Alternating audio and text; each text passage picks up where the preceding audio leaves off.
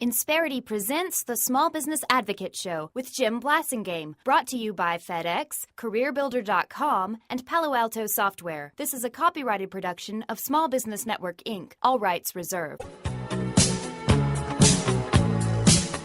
Something's happening to me. My friends say I'm acting peculiarly. We're back. It's 17 till the hour. I'm Jim Blasingame. Thank you very much for hanging out with me, and I am the Small Business Advocate, and I'm here for you every day, and have been now for almost 15 years. This November will be 15 years that we've been broadcasting to talk to you about helping you have the maximum opportunity to be successful in your small business. And one of the ways we do that, besides the show, is our website, smallbusinessadvocate.com. So please check that out when you get a chance. We update it every day. We built it. We maintain it. We update it just for you every day. So check it out, smallbusinessadvocate.com. Nicole Gelinas is here. Nicole's a good friend, a longtime Brain Trust member, Searle Freedom Trust Fellow at the Manhattan Institute, contributing editor to City Journal. After the Fall is her book, Saving Capitalism from Wall Street in Washington. And we're talking about the Dodd-Frank bill and the Consumer Finance Protection Bureau, which is one of the babies of Dodd-Frank. And the reason, Nicole, that I'm glad you want to talk about this is because there is a direct connection between Dodd-Frank and the survival, the health of every small business in America. Oh, yeah. Because folks, all you have to do, if you want to know what the direct connection is, go talk to your banker and go visit your banker. Take your banker to lunch. Take the local independent community bank president to lunch, and they'll go with you. I promise you, they'll go with you. If you invite them to lunch, they'll go.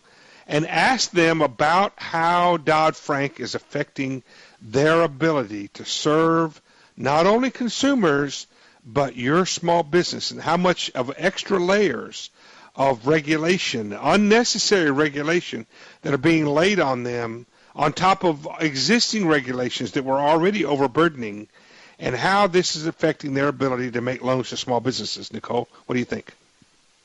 Yeah, I think that's true, and consumer financial protection is a good example. You know, of course, everyone's heard the horror stories of people charged all of these overdraft fees or what have you.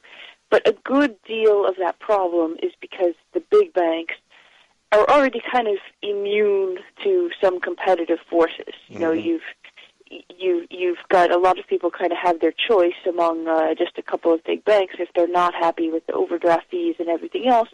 Bank doesn't really care if they leave, and oftentimes there's nowhere to go. So if you really want to fix the problem of bad customer service, you fix the problem of the big banks, so that if they do have bad customer service and they lose a lot of their customers, they run the risk of failure. And that's not the case. Instead, we're just adding more regulations. That's right. And, you know, we're not even addressing these problems. The issue of overdraft fees was already addressed by the Federal Reserve before Dodd-Frank was signed into law, where they said the banks can no longer opt you in automatically. You have to opt yourself in explicitly to overdraft fees. And the banks can't order checks from the highest to lowest to maximize the fees. These things have been dealt with the Federal Reserve and with civil litigation. And instead, we're just going to get a lot more compliance, you know, hundreds of pages of rulemaking, all kinds of new rules governing lending and so forth. And there's still going to be problems, because the biggest problem is just this massive entitlement of cheap middle-class debt. So it kind of misses the point.